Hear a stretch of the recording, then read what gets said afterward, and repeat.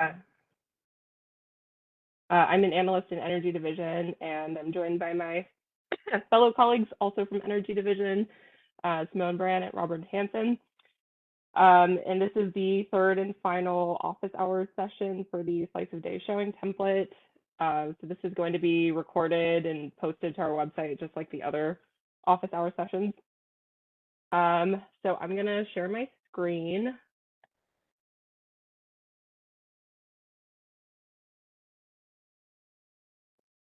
So these are the questions that we received in advance. So we didn't get a lot this round.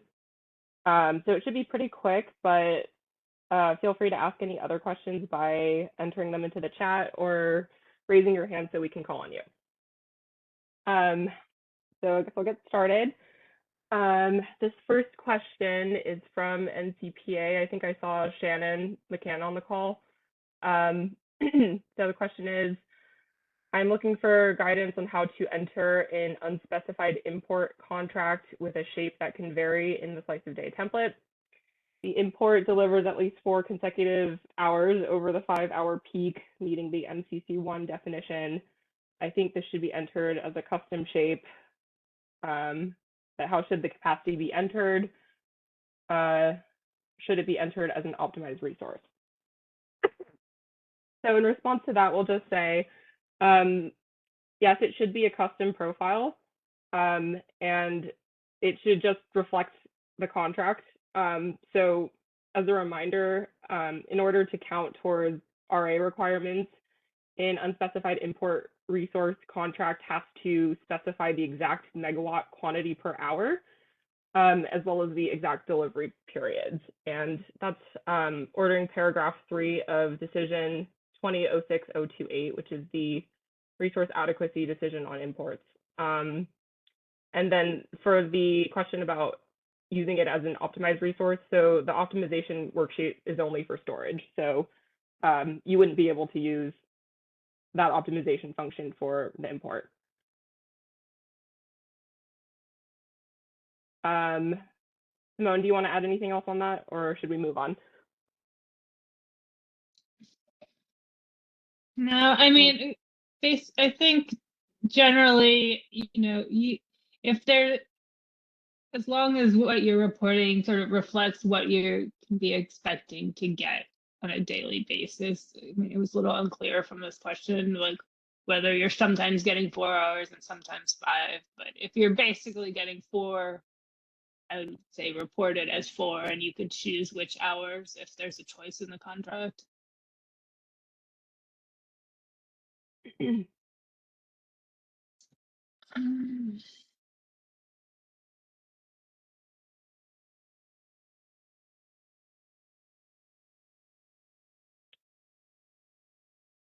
Okay, should we move on to the next question?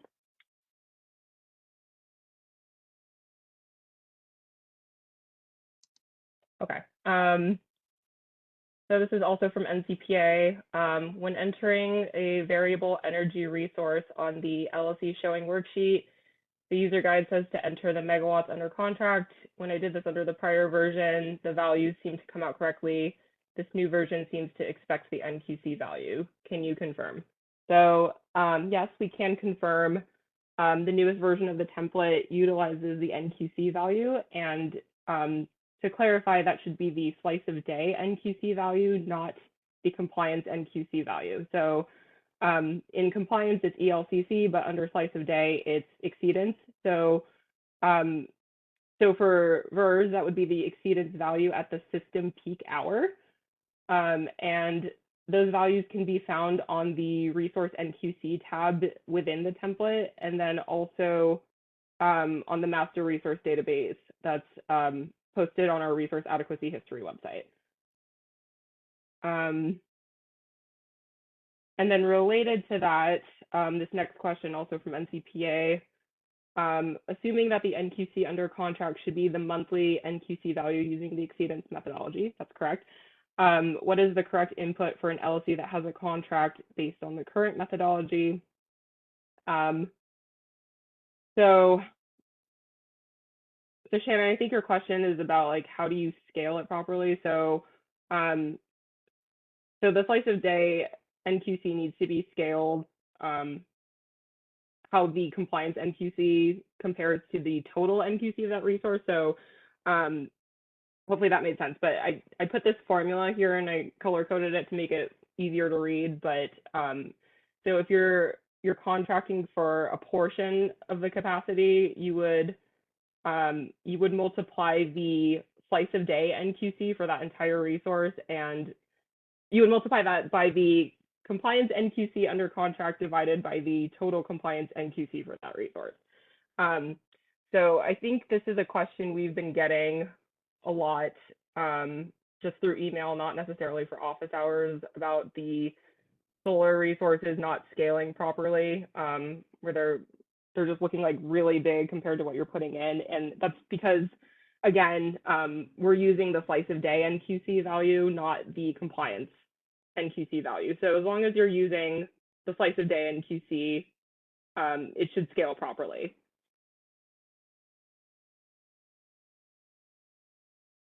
Anyone want to add anything on that? We have a hand raised here. Jay. Great. Thank you guys for taking questions today and for diving in on this. I'm probably not the only one with this question, but is there a reason why we're not able to just put the amount of that's under contract from the resource onto the entry sheet, right? Directly, and then have that scale versus, because as it stands, we'll have to continuously, like if there's an update to the NQC values, we'll have to continuously update it versus just putting in what we have under contract from that resource. Yeah, the original version of this tool had you entering the nameplate capacity under contract for the solar and wind, and feedback from LSE was that it should be consistent for all resources and enter NQC. So we've changed it, but I guess we can't then, and that people wanted that to have consistency with the supply plans. But and also just it's more consistent across resources that you're entering NQC for everything. The NQC will not change during the course of the year. It could change year to year, although with the solar and wind profiles, it's likely to change less than with that ELCC. But I don't know. I mean, I guess we can't make everyone happy, so we have to do it one way or another.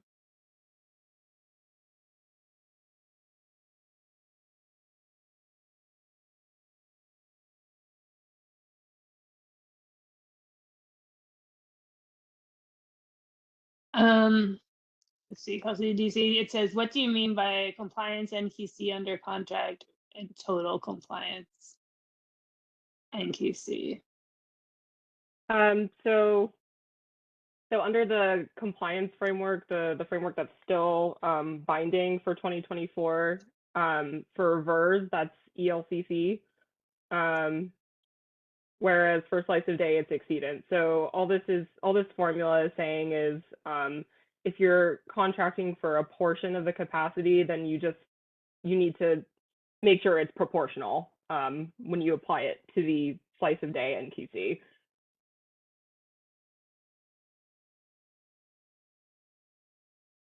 Did that make sense?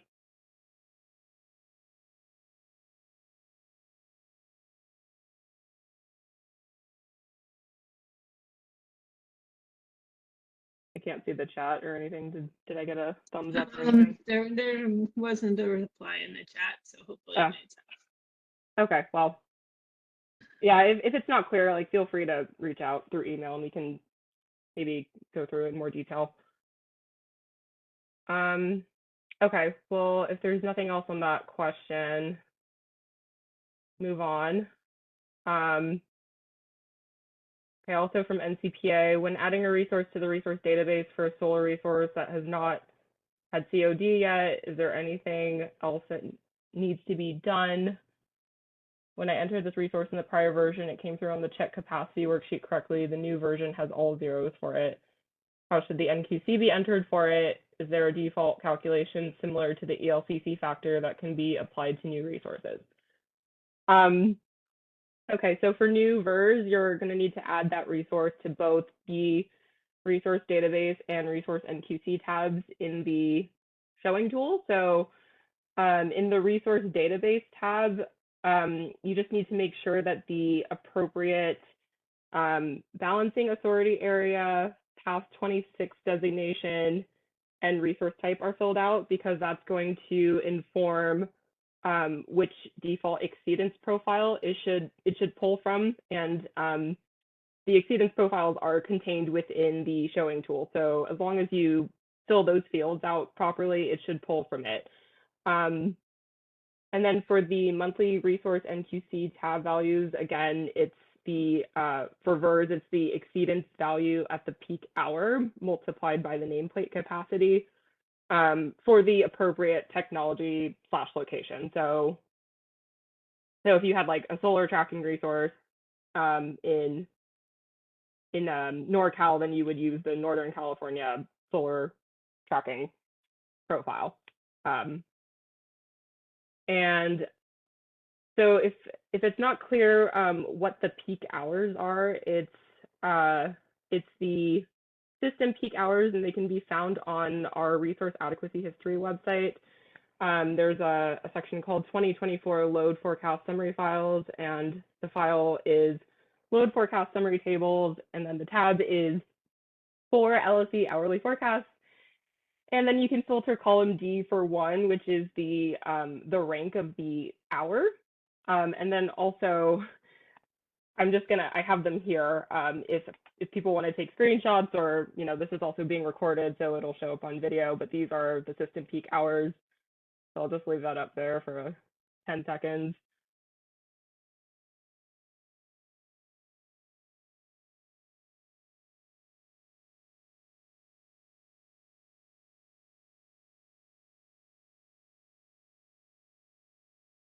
Okay. And then again, the default calculation for VERS is the exceedance profile. And Shannon, I'm not quite sure what you mean by the new version has all zeros for it. Maybe you can explain a little bit more.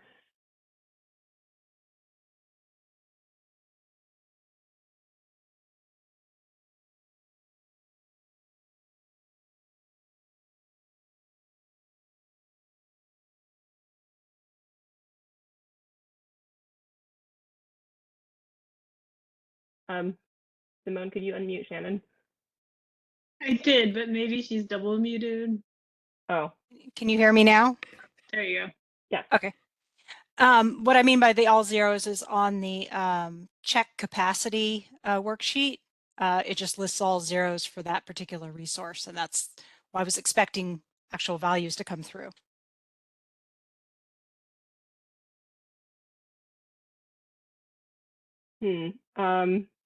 We might need to see how you're entering it into the template to see what the issue is. I wasn't entering anything on the resource NQC tab. I had on the resource database tab, which is what I had done on the prior version, and it flowed through. But it seems like this new version also requires entries into the NQC tab, and I screenshotted your instructions here, so hopefully I can follow them. Okay, great. Yeah, just let us know if that doesn't work. Okay, great. Thank you. Okay, thanks. Okay. Next question. Please provide an overview of when and how to update the PRM in the showing tool. Please be specific as to which inputs on which tabs will need updating. So in the latest version of the template that we transmitted, God, when did we send it out? I think it was November 9th. So what was previously delineated as the system requirement in the requirements and allocations tab is no longer just a system requirement. So if you recall, we had hard coded the PRM previously into those system requirements, but due to feedback, we decided to split them. So now the system requirement is divided, or sorry, it is comprised of load forecast and the planning reserve margin value. So if you go to the requirements and allocations tab, you'll see that there are 12 monthly planning reserve margin values. And currently it's set to 6.2%, which is what we had sent out on October 24th, I believe. But there are going to be some updates to the PRM. So we expect to release that new PRM by today. I'm going to notify the service list, and then we're going to post the workbook to the website. But basically, like when you go to that requirements and allocations tab, you're going to need to update the value column for planning reserve margin to the appropriate percentage. And then as a reminder, it's the same PRM for each month for the first year of implementation. So yeah, we'll tell you what that percentage is, and then you'll need to change it there. And then I just want to note that the value, when you change it, it's expressed as a percentage rather than a decimal. So you'll see this when you look in the template, but a 6.2% PRM is in point as 6.2, not 0.062. So just make sure you do that when you change the PRM.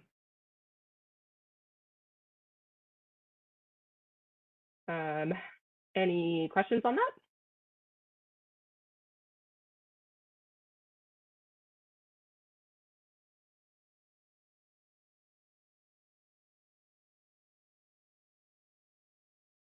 Okay, hearing none. This is the last question that we got in advance from Aram. So please provide, oh, Jay is raising his hand. Can we unmute Jay?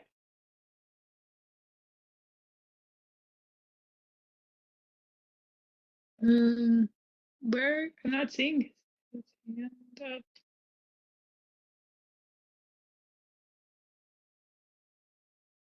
Okay, He Jay says says it he can can wait. wait. Okay. All right, so this last question is, please provide an update on the topic of load shapes showing peaks in early morning hours. Were you able to investigate that and determine whether it is reasonable due to the load adjustments that CEC makes, or if some load shapes need revisions? So all I'll say on that is Lynn Marshall from the CEC is who you should be contacting if you have any questions on the load forecast adjustment process. And you know, per our email to the service list on November 8th, if you're an LSE and you're concerned that your load shape is not really matching your historical load shapes, if your load shape in the slice of day template is not really matching your historical load shapes, then just reach out to us so we can discuss. And we do plan to refine the load forecast process in the new rulemaking. And as a reminder, we're taking informal comments on the current load forecasting process through December 1st. But as a whole, we don't have any plans to send out different requirements and allocations. So that's what I have for that. We had one question in the chat from Derek Lau, who says, my question is the use default profile flag for CAM storage allocation single cycle. It's marked as false in the template and it's causing the storage energy test in the validation tab to fail. Is it a logic or formula issue, or can we change the use default profile flag for CAM storage allocation single cycle to true to pass the storage energy test? Yeah, so you can change that to true. That is meant to be changed if you so desire. So none of those flags are, you know, none of the flags that come in your template when you receive it are set. You can change it as you please.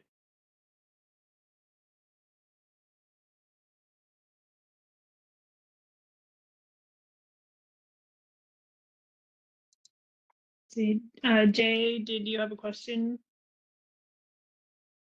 Yes.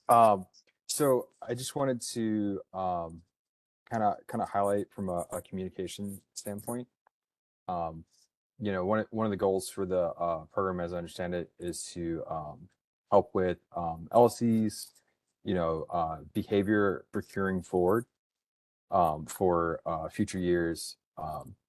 And so, you know, we've started to work to build out some of those positions using the templates, such that, you know, we can see roughly what does that look like for, you know, 2024, 2025. And so we can start adjusting behavior accordingly. So, you know, just want to throw it out there. We'd really appreciate, you know, a pretty big heads up. And then also, we're not sure if we missed it, but, you know, like changing the way the NQC counts in the sheet and then having that magnitude. Fortunately, it was a very large magnitude with the solar, so we were able to catch it. But stuff like that, you know, raising it a little bit more to the surface when you send out a new template would be greatly appreciated, just because we're trying to do our best to build out these positions and you know, help change as the program changes. And so having things like that highlighted a little bit better, especially with all, you know, we all have a ton of data coming at us every day, is definitely appreciated.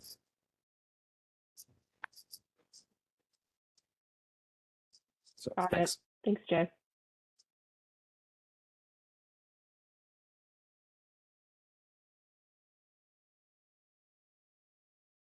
Any other Mary? questions? Neil here from ARM. You mentioned here that there's informal comments on the load forecasting process through December 1st. How would we submit those? Yeah, so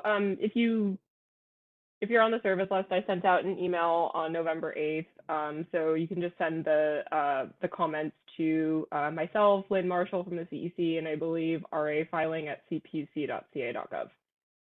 Okay.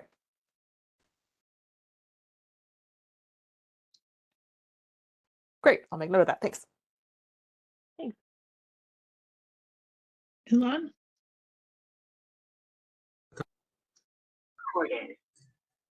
I'm wondering if there's going to be any more information that's provided in terms of the CPE CAM allocations, in terms of how they look under slice of day, or how we can best approximate that. I know we have up through 2026 estimated, but not under the slice of day framework.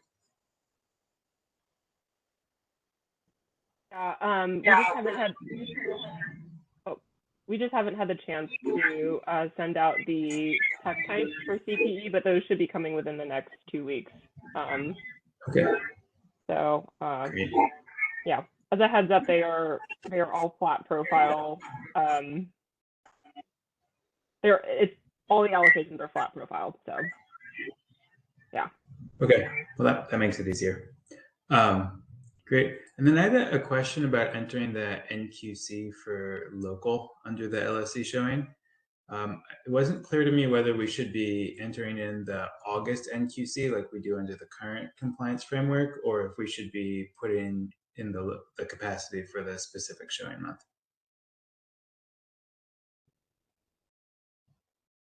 Yeah. For the system showing, or for the? Well, there's a column in there for, you know, for system RA, but also for local RA, or a column.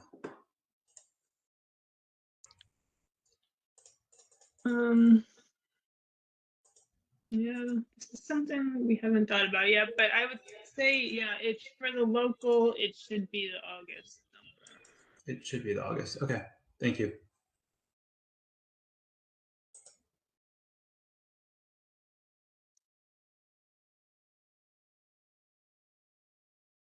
Kelly, sorry we didn't get to your chat yet. The flat profiles for the CPE CAM, does that mean that all of the CPE CAM resources that are currently listed in that report through 2026 on the CPUC website, does that mean they're all 24/7 resources? We should just assume our proportional share of that, or that what we've received as CPE allocations will be 24/7 resources?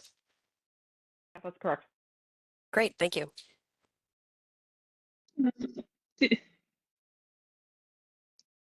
Kelly, did you have something else you wanted to ask about in the chat, you were asking about issues with the, oh no, sorry, it was Shannon. Issues with the optimizer not working.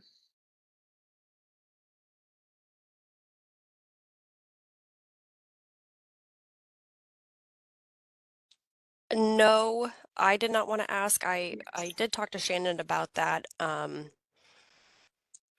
So I don't know, Shannon, if you had specific questions that you wanted to ask about that. Yeah, no, sorry, we had our chats from both of you. No problem. No problem. Yeah, I didn't know where to go from this because it's failing to run. It says it can't find a solution, and I can do the math quite easily and see that there should be a solution that is pretty straightforward.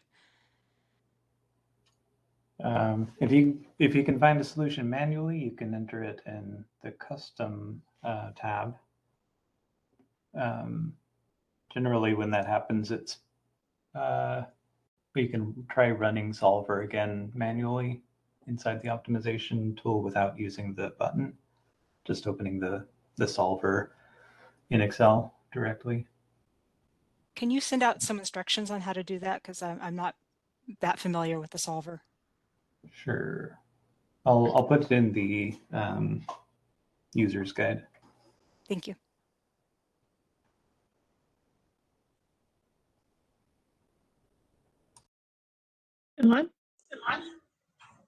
Yeah, so on the profile optimization tab, I just want to check the only button I see is the optimize shown hours, not the reset tables or refresh tables or shown hours. Is that am I seeing everything that I'm supposed to see, or am I having some issues? That's the only button that's in there, but you can also right click on any of the tables, and in the context menu there's an option to refresh. Okay, thanks. Yeah, I think I'm asking that because the instructions on that tab reference the other two buttons that I think were there just on previous versions. Right, I might need to update that. Thanks.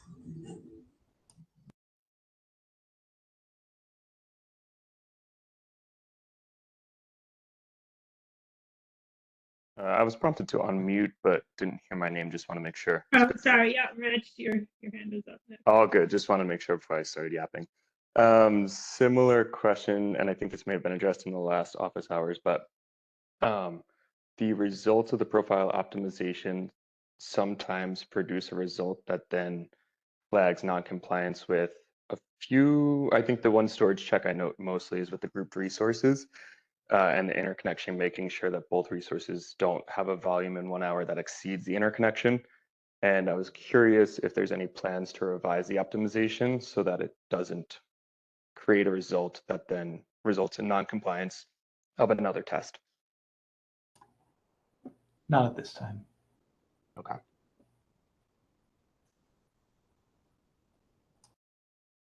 That's the only question I had.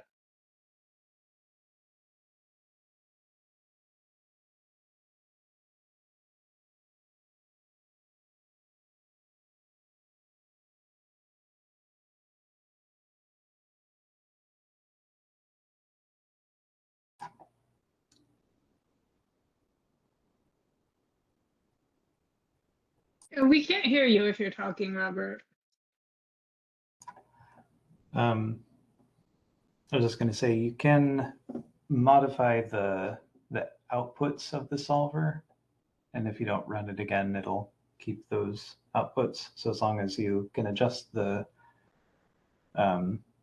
shown storage that's exceeding the interconnection limit, and you can maintain a compliant filing or showing. That's one workaround, I guess. You might have to move some of the capacity that was shown on the exceeding storage resource to another storage resource. But it's possible.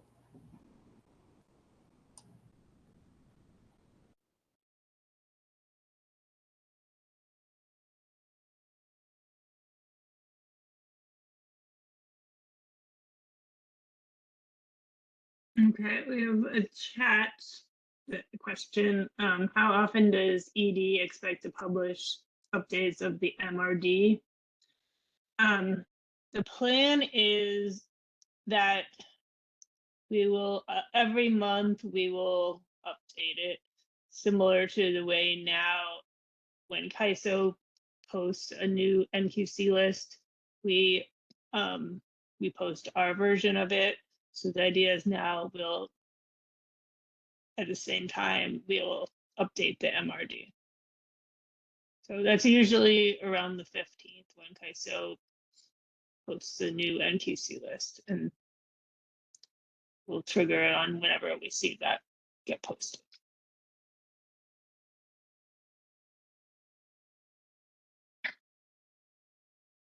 I'm not sure if Shannon or Lon, you have other questions. I'll unmute you just in case.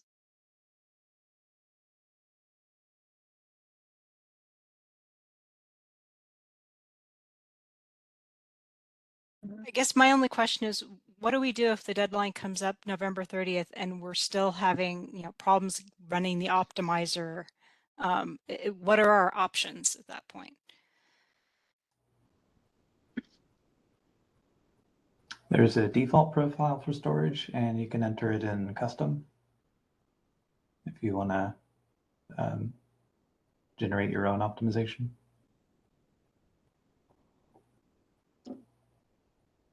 Yeah. This is only a test showing, so if it's not perfectly optimized for the first round. Okay.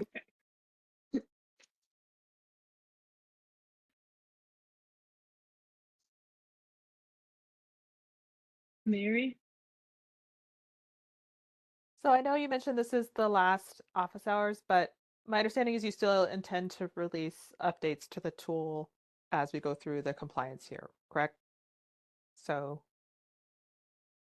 there might be still questions that come up. And I'm assuming we could still email those, or do you have a plan for that? Yes, you can email us, and we're still here. Okay. Sounds good.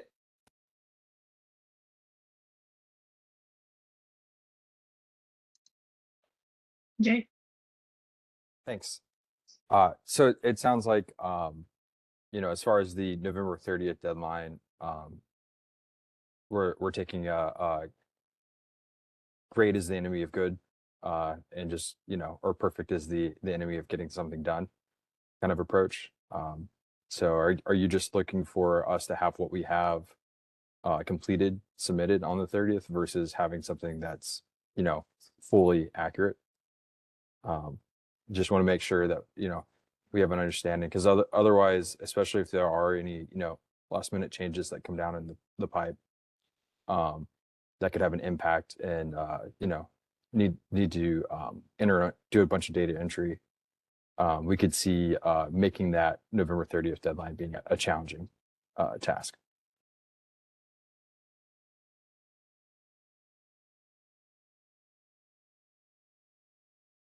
Yeah, that's Yeah, an I accurate. mean, obviously there's no penalties if for not complying. There's we just if you so there's no, I would say, no need to scramble with any last minute resources or anything like that. Just trying to get this as realistic as possible so we can identify issues and correct them as the test year progresses. But definitely, this is the first round. Do what you can.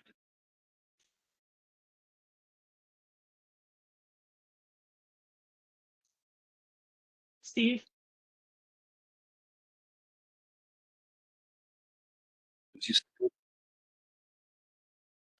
You were going to release a new PRM. I have two questions surrounding that. When you release that PRM, are you just going to release the PRM, or are you updating the worksheets that calculate it? We're going to be releasing both. So I'm going to be sending out the PRM with the tool to the service list, and then and then we're going to post it to our website as well. But you will have to update it in the Slice of Day tool yourself, because we're not going to be reissuing allocations. Okay, but that was my second question is for the filings at the end of the month, we should use the new updated PRM numbers. Yes, that's correct.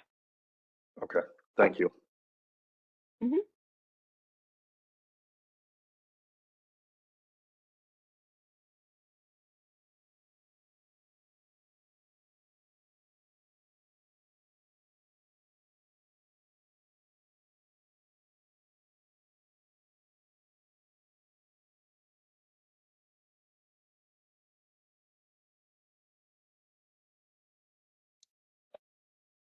Are there any other questions?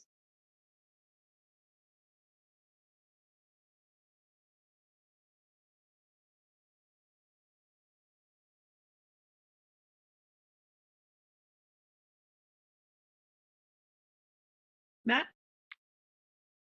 Hi, can you hear me?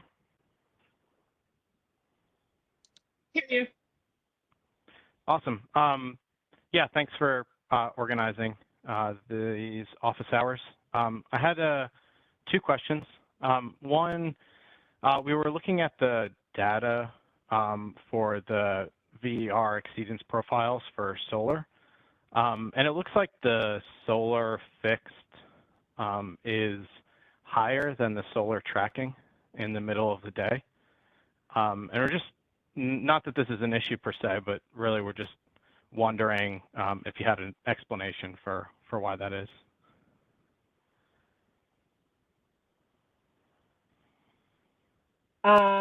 Yeah, we were wondering the same as well when we developed the profiles, but no, we don't have an explanation. That's just what the data says. Okay, no worries. That sounds good. Thank you. And then I guess the second question I had, I believe some version of this came up on the CAISO RA workshop on the 8th. But I guess I'm just trying to understand the mechanics of how the energy only resources that are charging storage on the, under the slice a day methodology, how would that be, I guess, validated or potentially like align with the CAISO supply plan?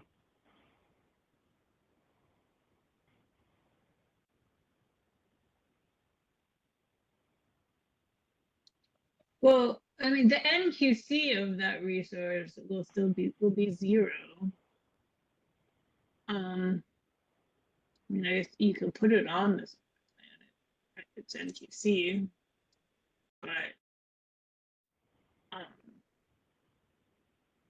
mean, I'm not sure what you mean by aligning.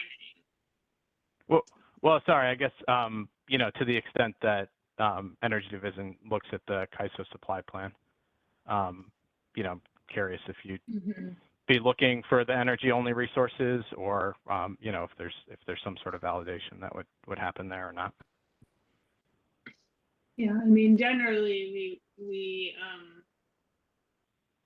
do, make sure that the supply plans match. I suppose it would make sense to have it on the supply plans just to make sure that it's clear which LSE that resource is being assigned to.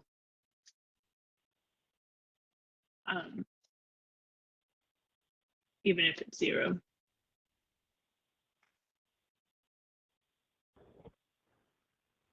Okay. I believe CAISO said there was no problem with putting the 0 resource on the supply plan.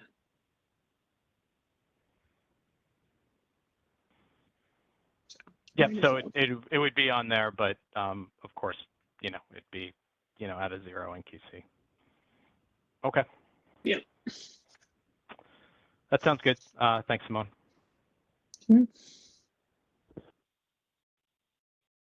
Any other questions? Derek?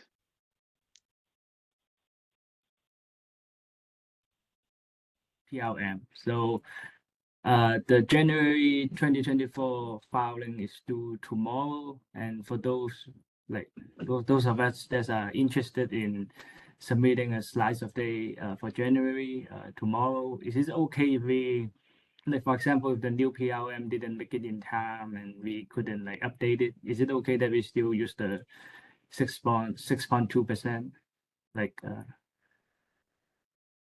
PLM for January?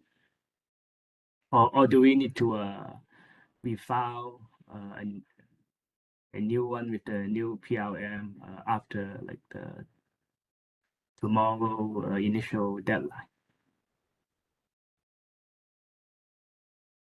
Derek, you're talking about for storage resources that you're putting in MCC bucket 4, or is this related to that? Yeah. Okay. I believe the 6.2% PRM will still apply to that, but let me double check on that and get back to you. Is that okay? Okay, thank you. Okay.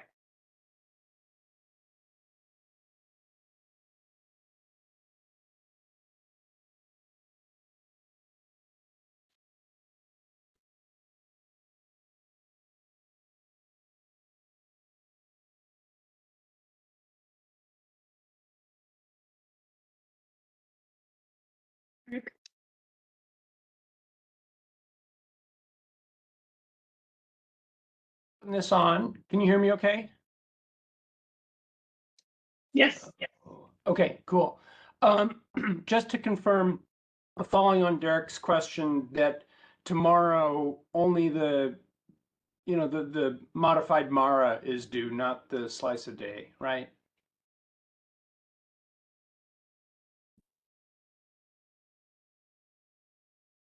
And by modified, I mean just the template, right? Just and not the load forecast.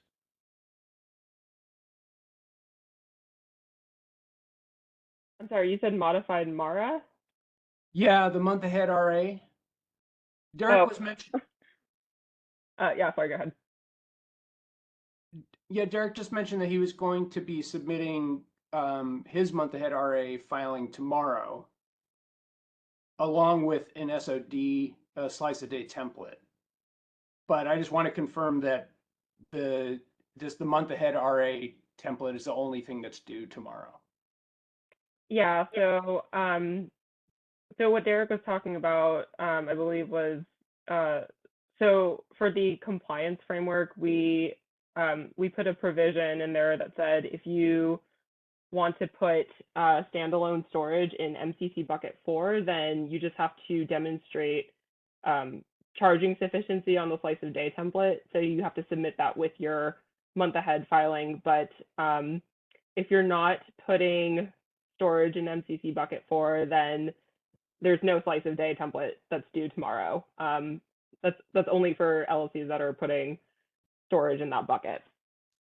Oh, yeah, right. Thanks for the reminder. Yeah, I remember that. Thank you. Mm-hmm.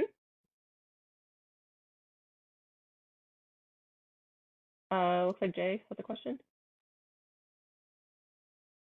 Great, thanks. Yeah, so just a little bit of a bigger picture here. As far as we all submit in the slice a day filings to the CPUC, and then you guys are going to aggregate them together and validate them. I'm assuming against the NQC of the plans or the resources, right? So just a question around that process. What does that look like? And then will the LSEs get any feedback? Either individually or as an aggregated whole on how those submissions and validation process went.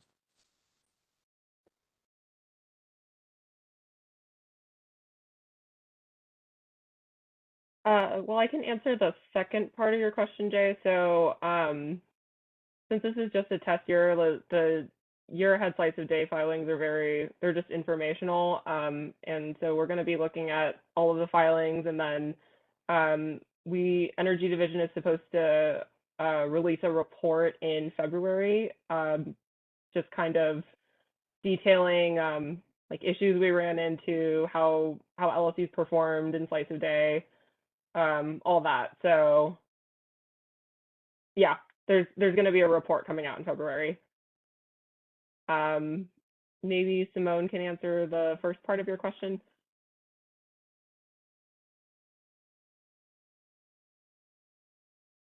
In terms of how we'll aggregate it? Sorry, was that?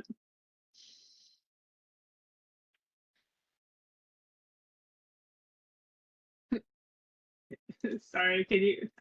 All good.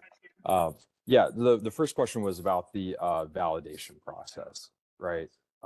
You know, and because you're checking against the templates, right, to make sure there's not no one's double counted resources. Is kind of my understanding. So just like, having some insight into, you collect a bunch of these files and then what, right? Like, what does that process look like? If we get insight into that. I mean, I think, currently what happens is that all the LSE files are aggregated, and the values are compared to the supply plan values, and then so we can see. So I think it will be something similar. It's just, Kelsey, are you more involved in setting that up? I think we're like in the infant stages of setting that up. So we're still working on setting up like the validation process. So unfortunately, I don't have a lot of detail on that right now.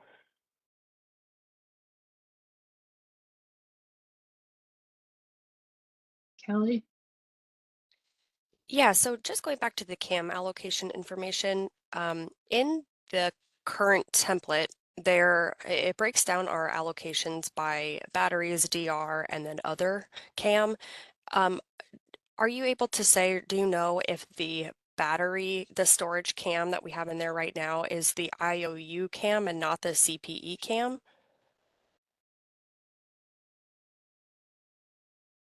Yeah, so yeah, things are allocated a little differently under slice of day. So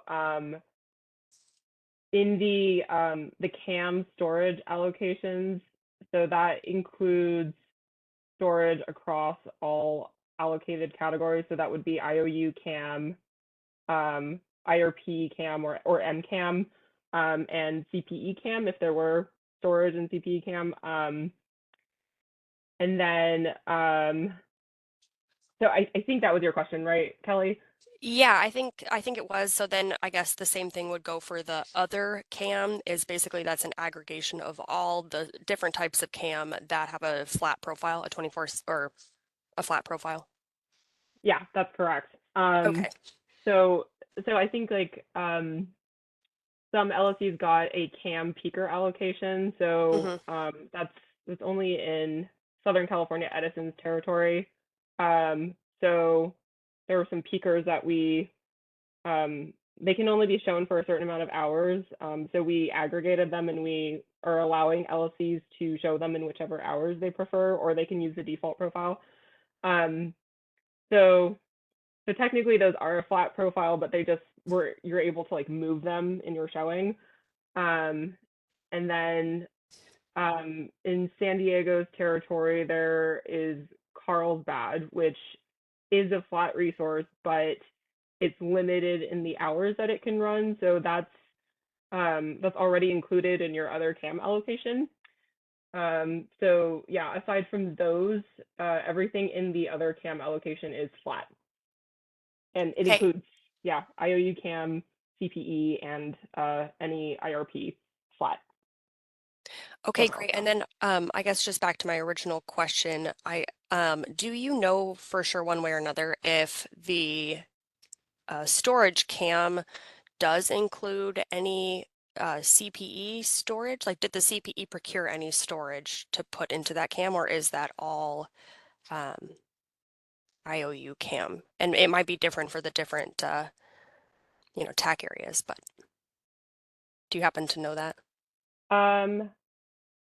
So yeah, as I said earlier, the CPE allocations, those are all flat profile. So yeah, there would be no storage there since that's Okay. not flat. Okay, great. I didn't know if that was the case for 24 through 26 or just 25 and 26. So sounds like it's all 3 years. Yeah. Okay, great. Thank you.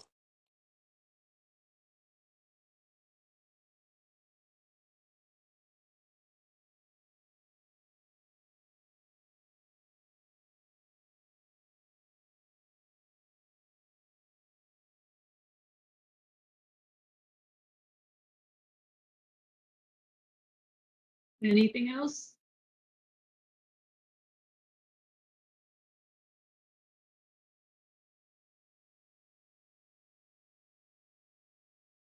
Mary? So will there be more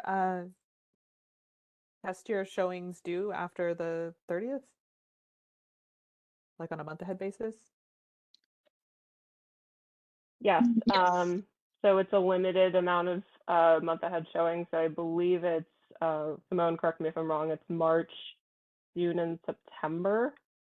And those are due on the first of the showing month, as opposed to 45 days before. Okay. I'll make a note. Thanks.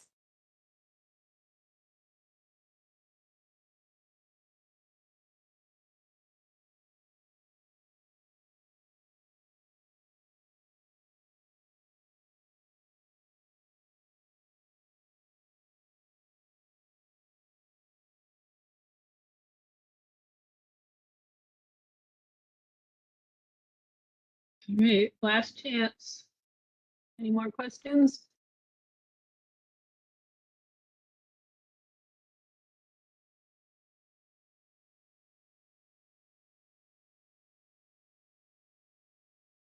Okay.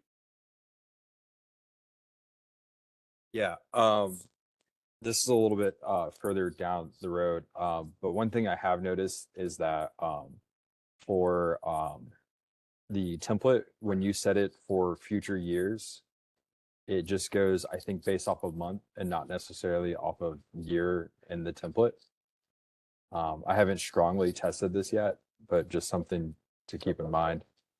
As I know we've talked about before, for doing future years, like we plug in our own requirements as, like 2025 into the requirements if we're going to model that.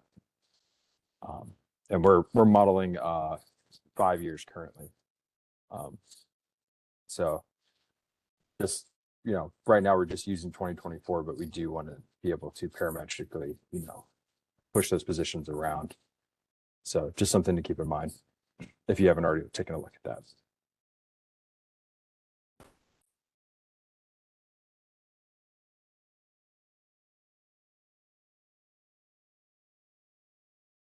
Yeah, it's definitely something we've noticed where you have to do it separately. You can't just toggle inside in there.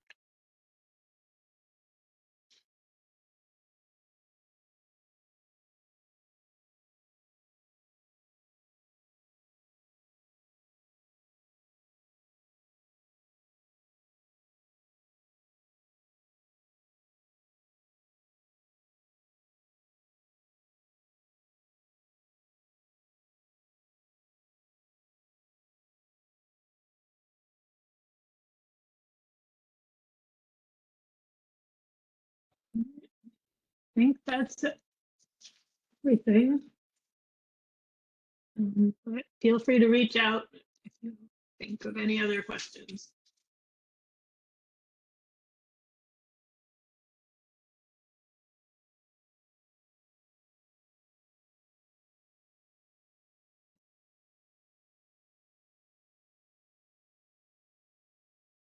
I guess we're done then. Thanks, everyone.